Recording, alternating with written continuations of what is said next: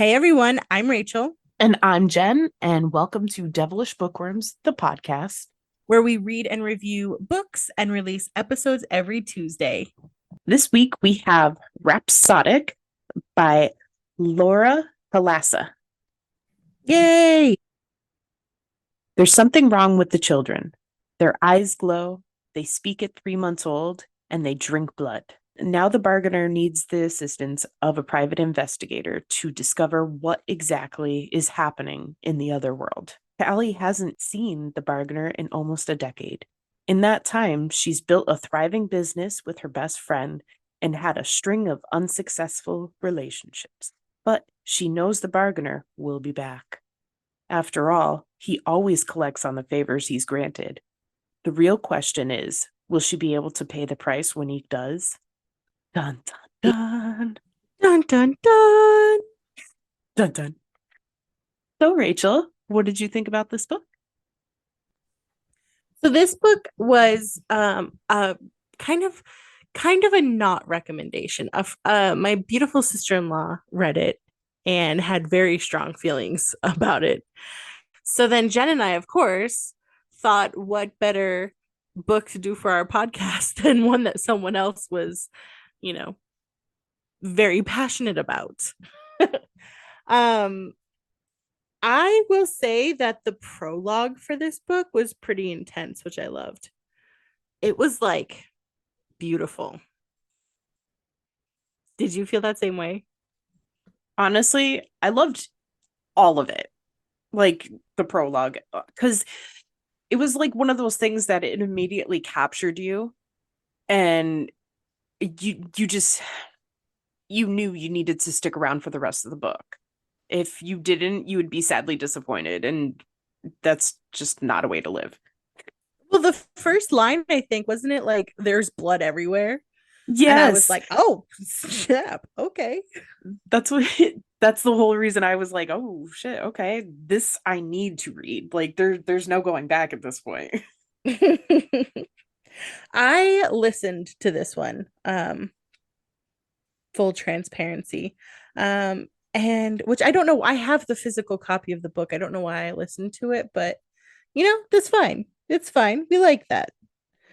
Um, but the who was it that did Chelsea Stevens that read or that did the audio for it was fantastic. She was great.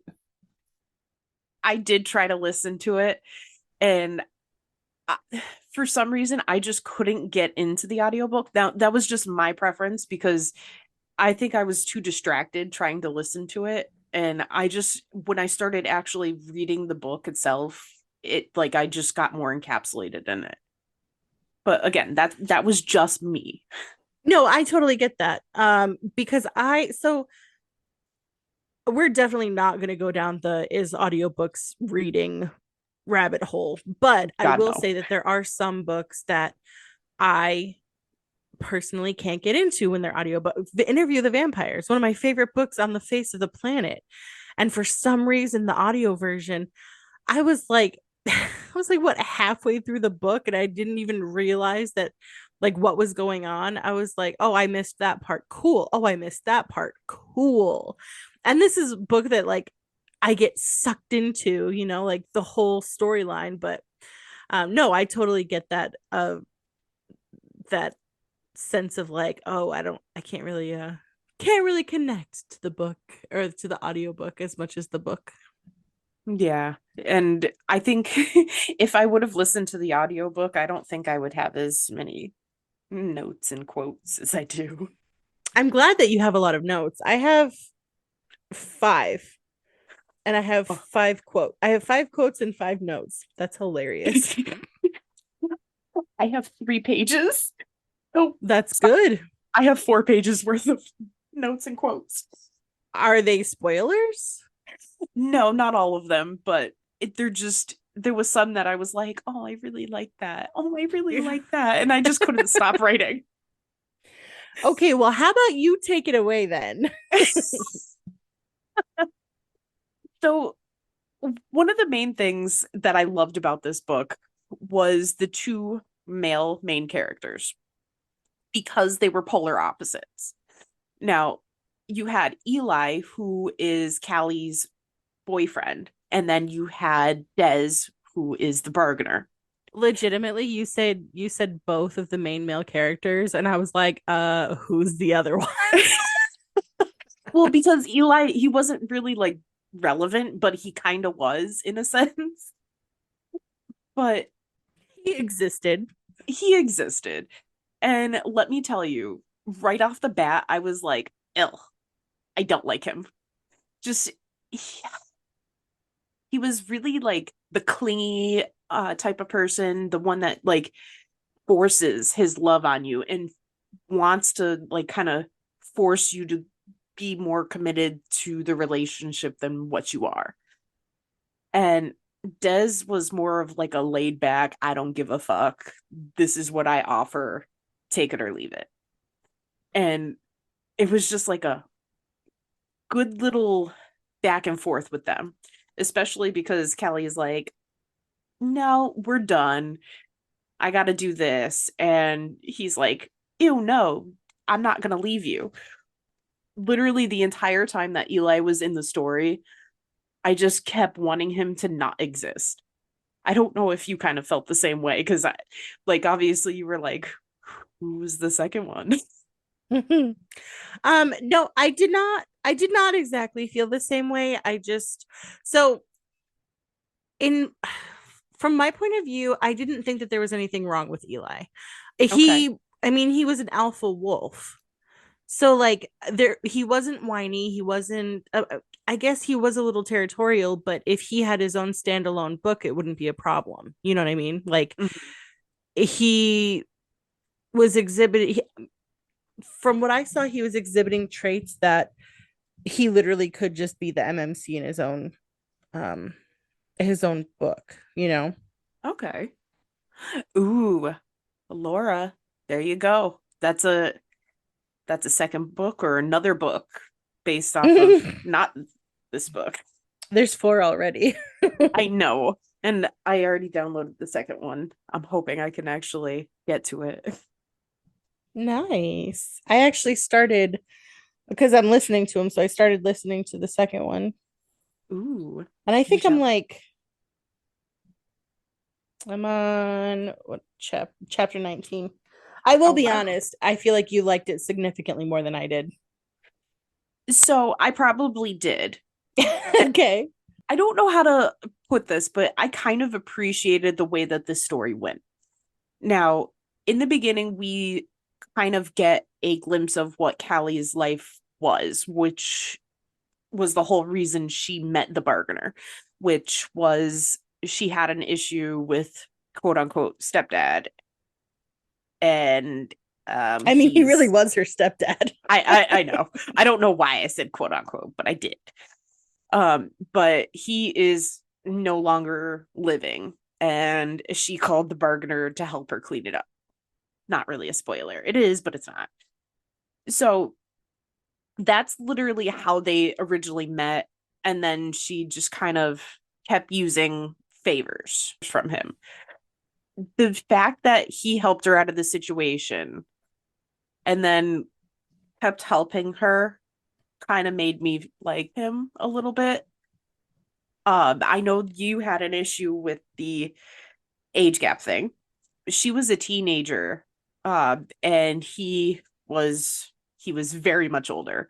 Um, and obviously that's going to rub some people the wrong way. And I know that we briefly talked about how you felt about it, but do you feel like it actually did cross a line, or did it just like rub you the wrong way just a bit?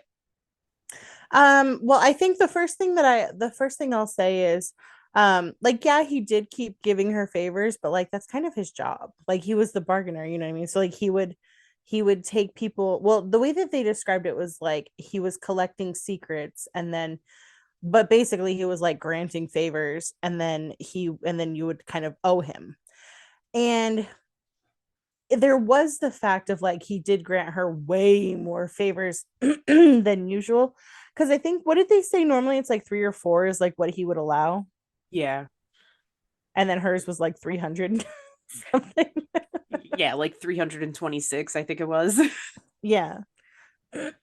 um, I won't go too much into the into quantifying my opinion on the age gap. But so when they first meet, she's 16, right?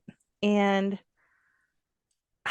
I I didn't love it. I didn't it was like nothing happened. You know what I mean? Like there was no physical boundary crossed. Um, but to, if I get into that, then I kind of have to get into the, you know what I mean? Like, because I don't think that, or I think that emotional cheating counts as cheating. And like, there's a whole thing, right? So, like, I'm not going to go down the rabbit hole. But what I will say Okay. is, like, I do believe that a line was crossed, even though it wasn't physically crossed. Um, but it was a weird thing because it was like, I mean, it's the exact same thing as Buffy and Angel. Like he first saw her with Whistler. Like Whistler first showed him to her when she was like 15. It was right before she was called. And was it 15 or 14? Whatever. So he first sees her when she's like, you know, a kid, like she's a kid. And then and then like they end up falling in love with each other.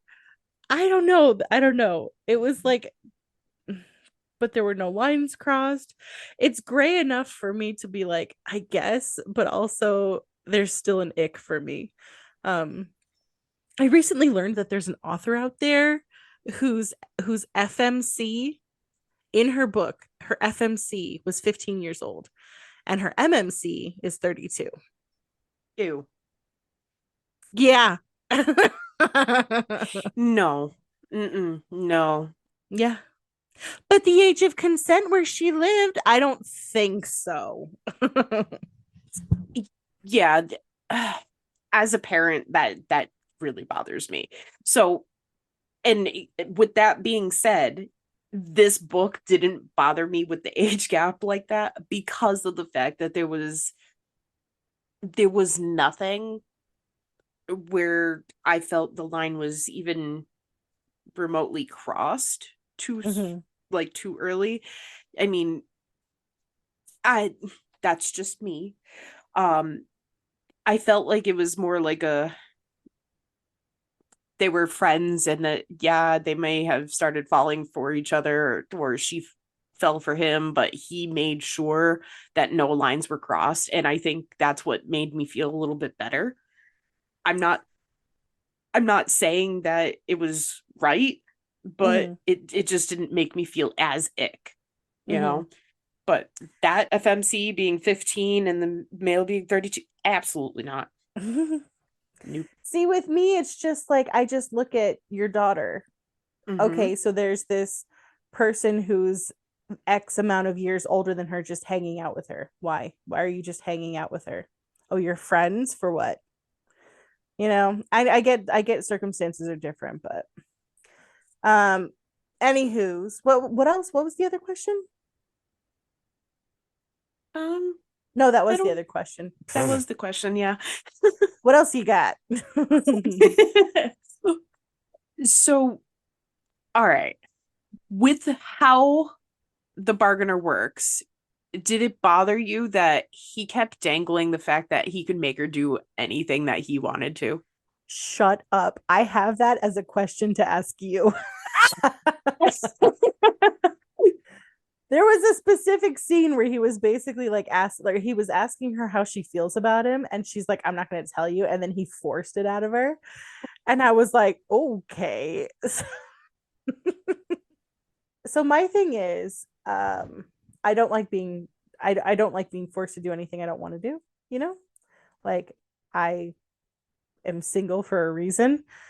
Mm-hmm. And so part of me hates it, right? Like don't exert power over me, you know what I mean? But it is the whole entire point of the story is the fact that he can make her do whatever he wants, you know? Right. And I mean, obviously, with the understanding that, it's because they mutually love each other and blah, blah, blah, whatever. Um, so like I guess like it is 100% an invasion of privacy. Like she'll tell you when she's comfortable telling you, or maybe she'll never tell you because she's never comfortable. Maybe you should think about why she's not comfortable telling you. But anywho, um, but like I guess it's cute or whatever that he cared enough in that sense. I don't know. It would be weird for me, you know? Yeah, I totally get that because I was actually kind of livid when he forced her to tell him how she felt. It's Yeah. like that was, I understand that that was obviously his thing, but he took Hmm. advantage of it and I thought that was disgusting. Yeah. And it really took me a hot minute to get over that one. Because there's wanting to know and needing to know, and they're two different things. And that was not something that he needed to know at that moment. She would have, like you said, she would have told him when she felt comfortable or Hmm. if she felt comfortable. But the fact that he forced it out of her, just like it kind of was right up there with forcing her to do something that she didn't want to do sexually. I mean, it's obviously different, but it Hmm. kind of hit that same nerve for me. Sure. And I'm not one to like to overshare on my emotions. So if that was to be me in that situation, I would have been literally killing him in the same sense. Yeah, that's why I feel like I could never be anyone's like sub. No, Like you you're supposed couldn't. like you're like the whole idea, right, is like that you trust them enough to like know your best interests and like control you in a way that's like, you know, Hmm. best for you. And I'm like, nah, I'm fine. I got this. Like, leave me alone. Leave me alone. Go away. You would be like, bitch, what did you just say to me? Excuse me. I don't think this is gonna work out. Oh Lord.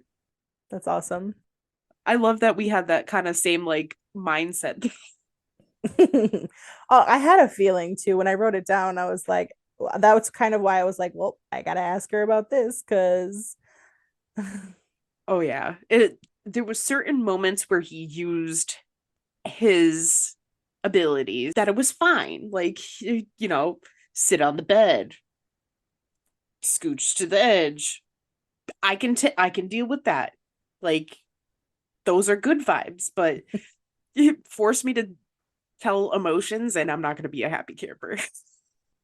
the very first thing he did to her, what was it? He like made her go to the store and like decorate the bedroom. Oh And my then it God. was like everything that she picked out, they couldn't sell her. Yep, because she was literally picking out the ugliest shit ever. Oh, but how did you feel about the fact that if you didn't comply, you die? I mean, it makes sense because it's I like to use the term like if you're gonna play the game, then you gotta play by the rules, or like Hmm. kind of, you know, if you're gonna make the deal with him, then you're I kind of like it. I like the fact that there's actual physical, like there's actual consequences because you can't just like say you're going to do something and then just not do it. You know what I mean? Which is what 9 times out of 10 someone's going to do, right? Like, Yep. oh, that's too steep. I don't want to pay that price. Well, too bad. That's what you knew that's what was happening when you went into this. So, um, I didn't mind it. I thought it was a weird thing that it affected her the same way. You know what I mean? Especially because of the fact that she was a Mhm. siren, and she had the ability to control people as it was. So yeah, I was interested in that, how that worked, but also the fact I love how she kind of made the distinction where his was consequence of death if you didn't comply, and hers was just like, no, you have no choice, you're gonna comply. Mm-hmm. I so that's kind of like why I asked that, because even though they were kind of similar, their the outcomes were very different. So it just I love that. Yeah. Yeah, that's true. I want to talk about this siren thing for a second. Okay. Um, I wonder how it is. I wonder if it's like, you know how the enchantress is a different being living inside of what's her face, and then it's like one takes over and then the other one takes it, like you're either like the scientist or your enchantress, you know what I mean? It's like Okay. enchantress takes over her body. Right. Or is it like a venom thing where it's like a symbiotic relationship, you know, like you're both in there, just one kind of takes control at a, well, and it takes control in a different way than enchantress does. Or Hmm. is it kind of a deal where it's like us when we say like, oh, that's, you know, that's the bad bitch coming out or whatever, where it's like just an aspect of your personality. Well, I feel like the more and more that she described it, it was more like a symbiotic relationship, because she kept saying that horny bitch, and that would kill me. Yeah. And then he would say like, oh, I missed your siren. Yeah.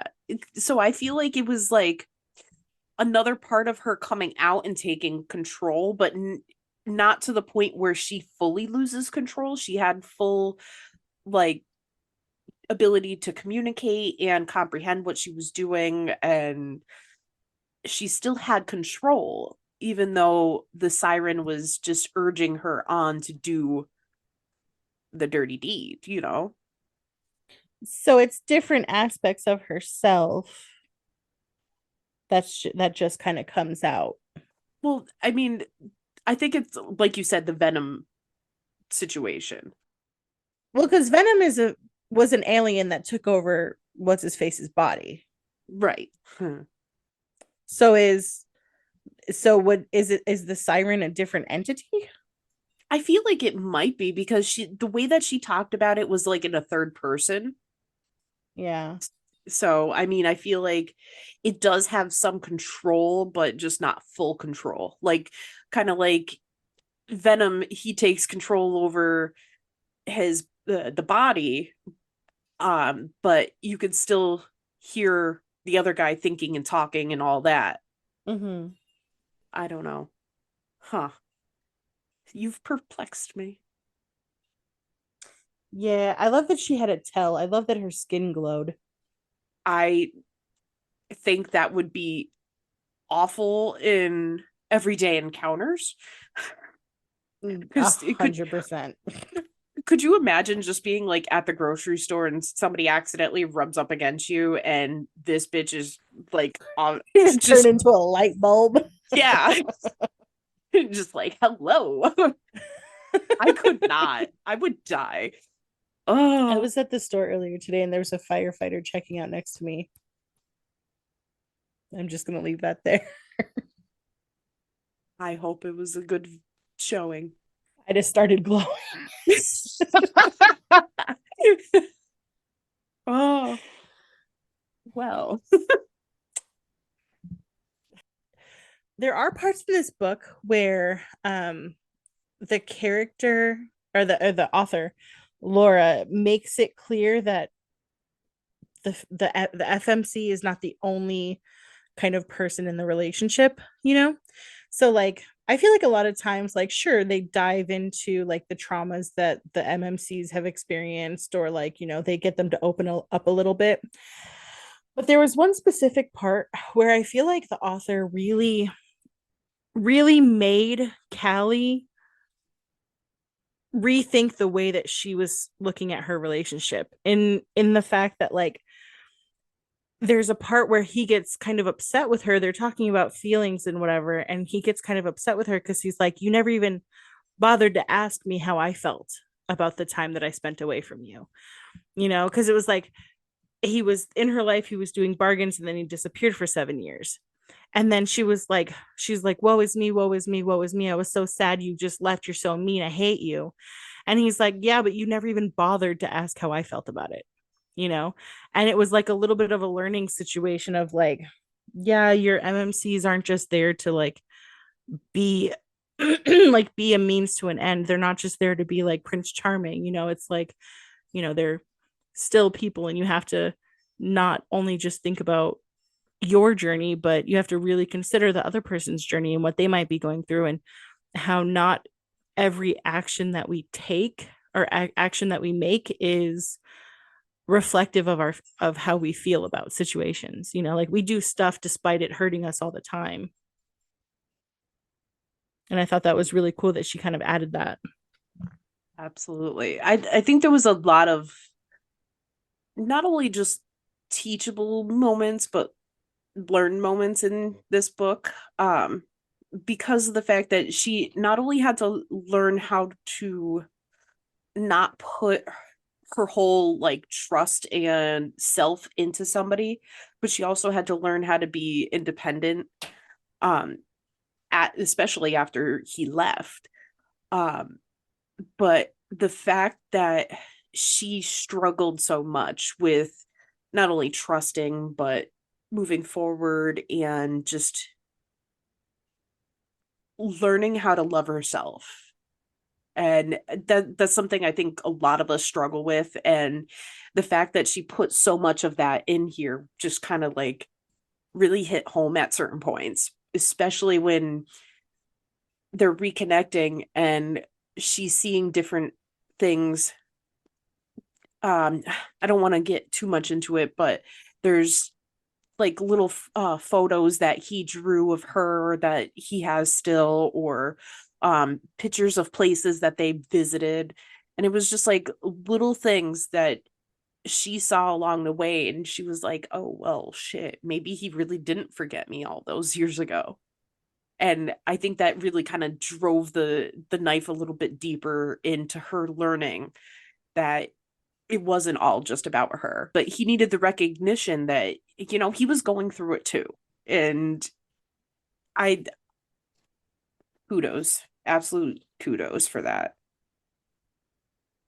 Yeah, absolutely. I will say that one of the things that I hated about the book, but I'm glad that it was in there, was all of those times where she said, I shouldn't be feeling this. I shouldn't be thinking this way. I shouldn't be wanting this. I shouldn't be doing this. Every time she said it, I was like, but you are. Okay, but you are. Should you be relieved that you killed someone? In my opinion, yes. So maybe we should stop talking about we should what we should and should not be doing. I love that you just said that. I'm not, see, here's the thing. I'm one of those, don't put me on a list or anything, but like sometimes murder is justified. So there's that video. Did you ever see that video where they're like, it's like the moms and they're like, would you ever kill for your kid? And they're like, kill for my kid? That's kind of a lot. That's a little excessive. I don't know if I would kill someone for my kid. I wouldn't even have to think about it. I'd burn a whole fucking city down for my kid. Are you kidding me? I don't care. Like shit. It, someone try to take her or hurt her in any way, let me tell you, shit's going up in flames for sure. I just no. There's so many things that I would do for that kid of mine. Nope. And Well, you it's know, like, go ahead. no, go ahead. You go ahead. Nope. I, I don't need the Though that's FBI on me.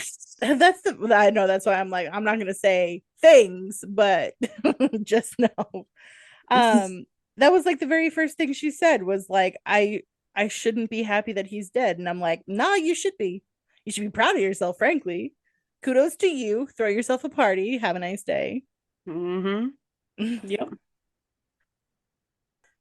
So this book was kind of weird in that it was very it was very like graphic, I guess you could say. Like it was not a feel good book, right? Like it was very bloody, gory kind of. There were very dark elements. There were some very, very dark elements in it that, because of spoilers, I'm not going to go into. Um, So there's one element that just did not connect with me, and that was every single sex scene, every single spicy scene. It felt like every single scene should have been in a different book. It was kind of like, to me, it was kind of like if you have a book that's going to be this dark and this, um, you know, like there were times that were really creepy or really scary, or there were parts that were really like intense. And like I feel like if you're going to have a book that's that intense or like that dark, for lack of a better term, then I'm going to quote my sister-in-law. But I feel like if you're going to have that be the setting of the story, then perhaps um we should not have the spicy scenes be so belly to belly vanilla. I don't know if you picked up on that too. It was so weird. To me, it felt like taking like a love scene from Clueless and plopping it into Hellraiser. It was they were Okay. when they were together, I feel like she's like a master of the like slow burn. She's a master of like the tease, right? But then when it got to the point, like when there was no gratification. It was just like, oh, okay, that's a thing that they did. Cool. Okay. So, okay. I can see where you're disappointed It in was that so boring. aspect. I can I can definitely see where you're disappointed with that, especially because of the fact that she was a siren and that was like her thing. Um, He's the king of the other world. He's the uh-huh. person that makes people shake in their boots. And she's this beautiful, like you said, siren, like this, amazing. And that and it was that really. You don't know how much I love the fact that that was both of your outtakes on this. Okay. So I'm gonna say a thing, and it might be Okay. weird. I actually didn't mind the fact that there wasn't that much spice in this. Like, yes, if the ending was spicier, that would have been awesome. But I thought this was more of a just a dark romance. It didn't to me it didn't have to have that spice to feel gratifying to me because of the fact of how much I hate to just say love there was, but it's there was a lot of love. Like, and Mm-hmm. it was like it was a subtle thing and then it like built and built and built and built. So it was just like, I don't know, to me I was satisfied enough with the whole like fact of how the love progressed in the book. Mm-hmm. And I totally get that. Um, I to me, I feel like this was not a dark romance at all. Okay. To me, if you took what they were, a quote unquote demon and a siren, took that Mm-hmm. away, okay, Yep. and then you took away their jobs, right? It could Okay. have been an episode of Full House.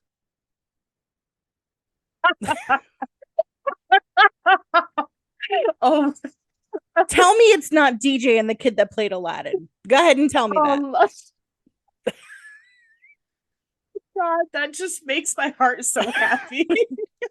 There was nothing dark about any. There was no angsty. She was a little whiny, but there was no. To me, I don't know. It just felt like, you know what I mean. It's not even like the lack of the amount of scenes. I'm totally okay with the amount of scenes that there were, like the number, right? Because of course it's their love that was the driving force, right? Mhm. But Yep. like I feel like there was a more passionate love story between Cole and Phoebe in Charmed. Oof. Oof. Oh, You that was know? just That was perfection, though. Okay, you can't even compare the two. I'm saying when she killed him, I Oh, can't. I know, There was not dude. there's I don't know. Here's the thing is I feel like I should like the fact that they don't have to be in pain to be in the MMC and the FMC. I feel like I should be okay with the fact that there shouldn't like that there's not like it's okay to be happy, right? It's okay to not have that stuff going on. Okay. But for some reason I'm not. So if we take everything together as a collective, all right, you had the secret stealer, or oh god, I can't remember what they called him. I don't want to call him by the his real name though. Right. Um Right, right. so you had that guy, and you you also had the children. I like Mhm. I dug the creepy dark factor of this book. Mhm. I think the part with the secret stealer could have been darker, and I think that would have given it a little bit more oomph. Like, I don't know. But yes, the Mhm. ending should have been a little bit spicier.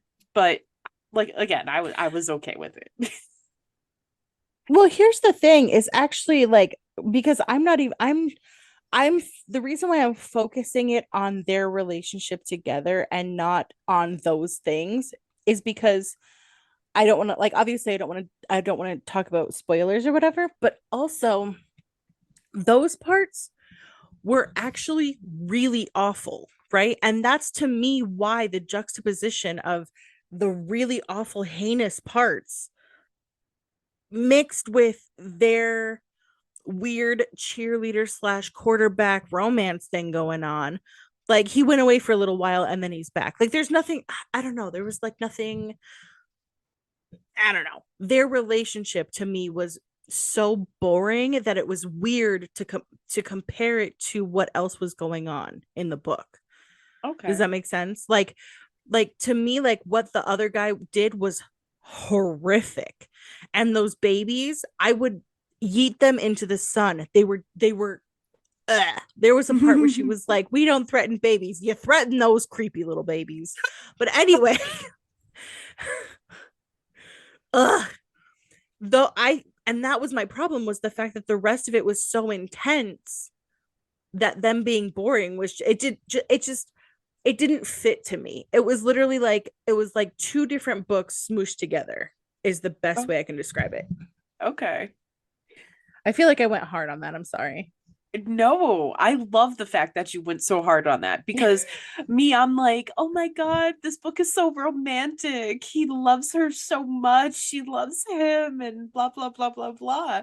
And they just have a little bit of issues outside of that. But, Mhm. you know, I love that perspective. I absolutely love that. And the fact that our sister-in-law there was the one to say they're belly to belly.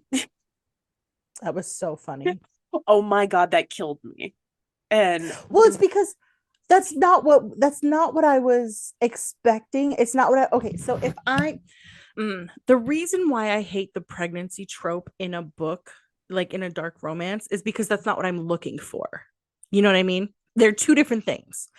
And like that's why like I'm totally okay with like a super sweet romantic like girl next door, boy next door romance if that's the book that I'm getting myself into. You know what I mean? Like mhm, if it's that kind of like okay, so I'm gonna say a thing like you know how there's some discourse on how on like covers so like some people really hate if there's cartoon covers, some people really hate if there's like naked people on the covers, there's some people that right. hate different things. So like to me if I see a cover of a book and it has cartoon people on it, right, I'm expecting a lighthearted kind of maybe a comedy, maybe like a rom-comish deal, like something quirky, something fun, something light. If I'm going and I'm looking at a book and it has a dark cover and it has, a demon bat wing on it and all of this crazy stuff, I'm not looking for something light, something fun, something whatever. So I can dig that. yeah, It's I like feel like kind I need to of stop tearing it apart. no, because all right, I just got another book. No surprise there, but it's called Her Soul to Take, and Mm-hmm. it's literally got Wait, like is that Opal's book? no, this is Harley LaRoe. Oh. But let me tell you, if this is not like a dark romance, I will be livid because Mm-hmm. if it has like a devil's, well, is that a devil's skull or it has a skull on the front with some tattoo. Yeah. Oh yeah. No, that's a devil's skull with a body. Oh, hello. Sorry. I just kind of paid a little more attention. That's a muscle man. Anyways, if that book is not dark, like dark, I'm gonna be upset. Like you can't say that it's her soul to take and not like suck her soul out of her vajayjay. You're such a weirdo. But that's the whole like connection I'm getting. I totally get what you mean. I know that was a stupid way to You know kind what's of, really funny? but Now when people ask me like about dark romances, like, for recommendations or whatever, I put it on a scale and like I'm like, okay, so is it like, are you looking for something light or are you looking for Carrie Lake? Like, which fucking love Carrie Lake. which side of the spectrum? Have you read that one? The God, what were the Mm-mm. two that I read? Nocturnes and Nightmares. I And then have the not. other one is called Requiem and Reverie. So those ones are rough. Those So, ones are rough because it's there are scenes in the book from the point of view of a serial rapist who murders his victims, and you read everything, like there it's explicit detail, ooh, okay. and it was rough. So I'm still listening to Ghost by Cat Blackthorn. Ooh, Girl. Oh, fantastic, right? I claim you. Yes. Fantastic. Yeah, I get it. I get it. So yes, my next read from that or listen to is I can't decide if it's gonna be the Nocturnes and Nightmares or if it's gonna be Gideon the Ninth. What is that one? Is that another Carrie Lake?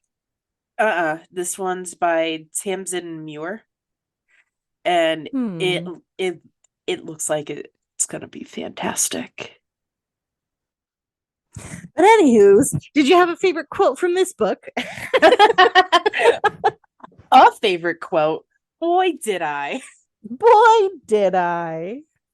I think one of my favorites, absolute favorites, was to declare your love until the end of night is the most sacred of undying vows. Because the previous statement was this is the twofer. No one sees the darkness, and yet it's everywhere. We are surrounded by an entire universe of it. It came before us, and it will live on long after us.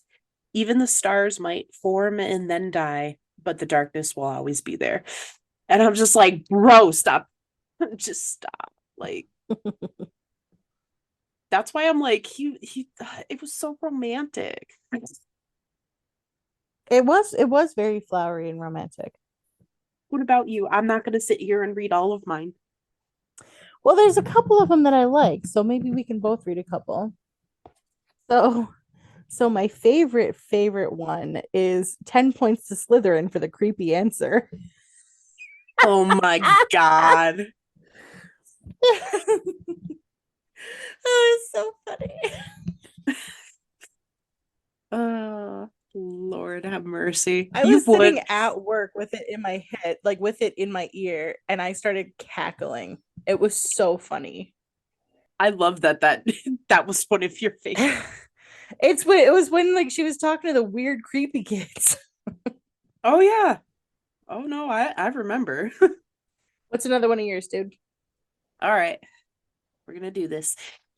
We're beginning to sound like a broken record. I push him too far and he flees. The scariest thing of all, the more distance he puts between us, the more desperate I am to close it. And the more I try to close it, the further away I push him. I can dig it. Let's see. I liked Sex and Blood. That's what she thrives on. All right. I have two more and then I'm done. That's good because I have a couple more too. Okay, perfect.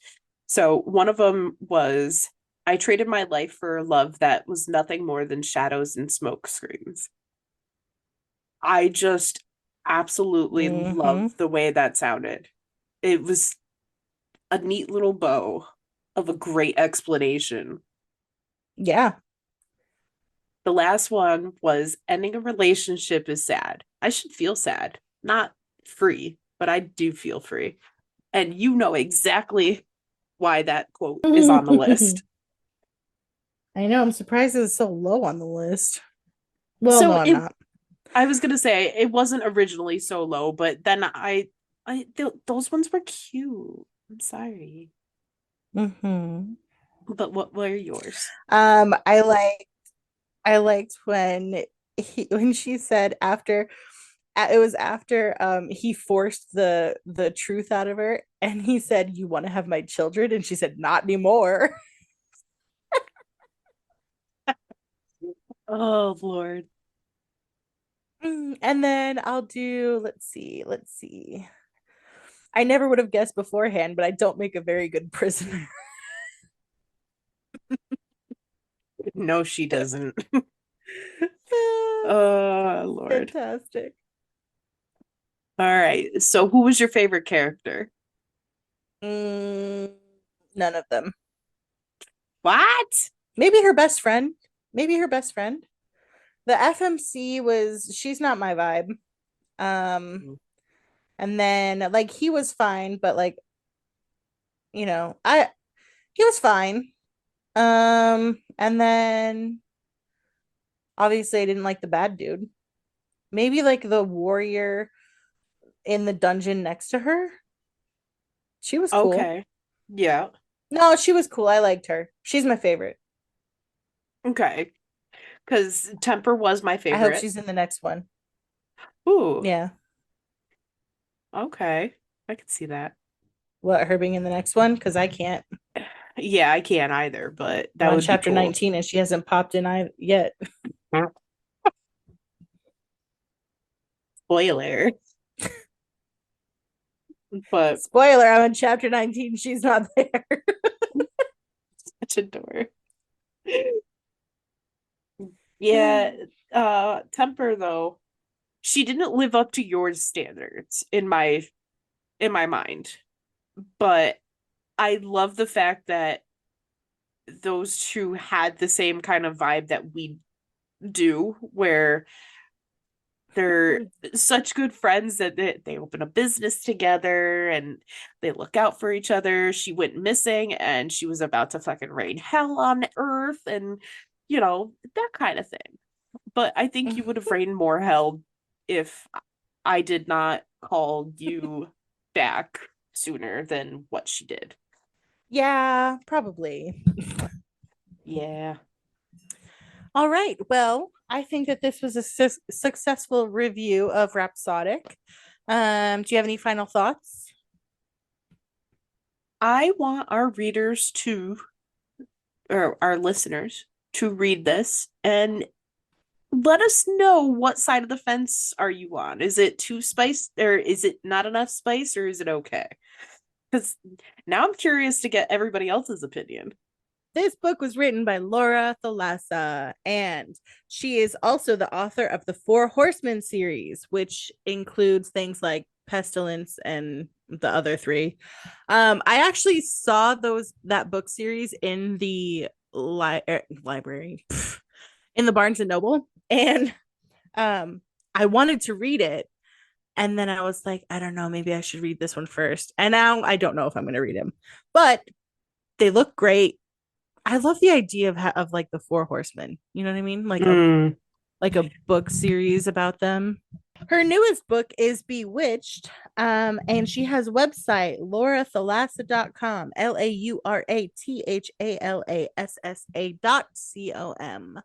And from there, you can do all of the things, such as sign up for newsletters, look at her books, tell her how great she is. Yeah. Anyway, Jen, what are we reading next week? Next week, we are reading Fade into the Night, Philly Heat by Becky Fallade. Yay! All right, everybody. Like, follow, subscribe, do all the things, and come back and join us next week for Fade into the Night. See you next Tuesday. Haha, cunt. All right. Bye.